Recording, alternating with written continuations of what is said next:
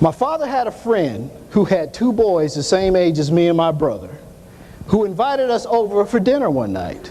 So we went over to my dad's friend's place, and after dinner, the adults were in the living room watching television, and me and my brother were outside playing with our new friends. Well, after some time had went by, the adults heard yells and screaming outside in the front yard. So they got up from their living room, they ran outside, and what did they see? Lo and behold, me and my brother getting beat up by our new friends. How many folks in here have little children? I mean, have you ever seen your child being physically beat by another child before? Have you witnessed that? It's not a good feeling, especially for the child like me who was getting beat. Okay? And when my father witnessed this, he looked at his friend and said, "Hey man, you want to go ahead and take your boys off of mine?" My dad's friend looked at him and said, "Oh no, they're just having fun." Now, needless to say, my father was very upset about that. He was determined he was going to do something like that. That wasn't going to ever happen to his boys again. He was so upset that the next day, he went out and bought me and my brother a pair of boxing gloves.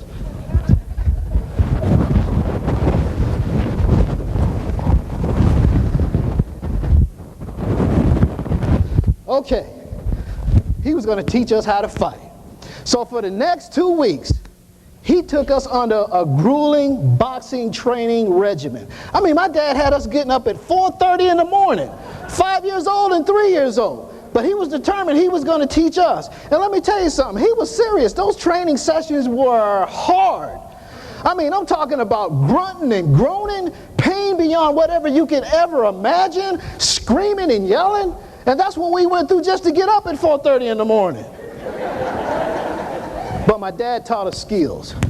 You know, he taught us how to jab, right? He taught us how to do uppercuts and hooks and how to duck and dodge and how to block punches.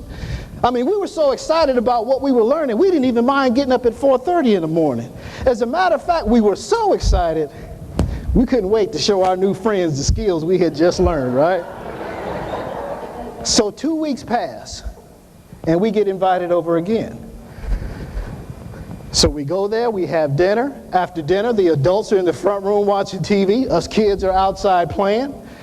And all of a sudden, they hear screams and yells out in the front yard. So they jump up from the living room, they run outside, and what do they see? Lo and behold, the same scenario taking place. Except this time, I got my little friend in a headlock, and my brother's got his friend's face in the dirt. And my dad's friend is looking at him saying, "Hey, don't you want to go ahead and take your boys off mine?" My dad said, "Oh no, they're just having fun." Now, some of you may think that is a story of revenge, but it's far from that. See, my father realized that if he did not teach his boys how to fight, that they were going to get beat up the rest of their lives. He didn't teach us how to fight so that we can go out and be bullies. He didn't teach us how to fight so that we can go out and start fights. But if a fight ever came along, he wanted us to have the confidence to know that we could take care of ourselves.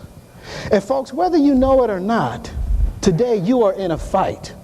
And your fight is not to be fought with your fists. It's to be fought with your mind. Check? You are in a fight to make sure that you stay sane in an industry that can drive you insane. Check? You're in a position right now where you have to fight to make sure that your kids grow up in a decent environment in a world that's highly negative. Check? So you have to do everything you can to make sure that you can remain positive. Say positive. In a negative world. In conclusion, I want to leave you with this. The greatest thing about your purpose in life is the ultimate value that it brings to a community right here. In my pocket, I have a crisp, clean $100 bill.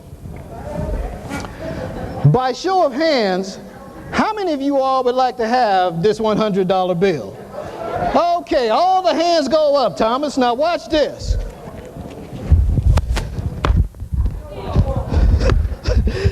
Okay.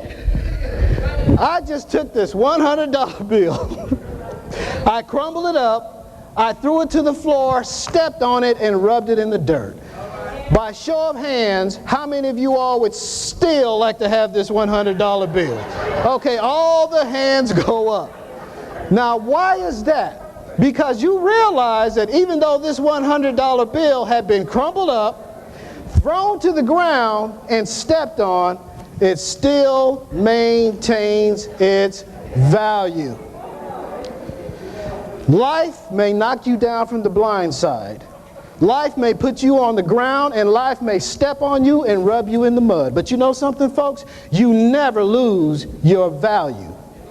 And just like this $100 bill still has purchasing power, your life still has purposeful power. And nothing or no one can ever take that away from you. You are absolutely significant in what you do, and you make a difference. And I want you to leave out of here today with your heads held up high, knowing you are making an absolute difference in this community. Check? Yeah. My name is Dwayne Owens, and I want you all to know that there is an absolute miracle in each and every one of you. And it's with God's love that I love you, and ain't a thing you can do about it. You all go out and have a lovely day.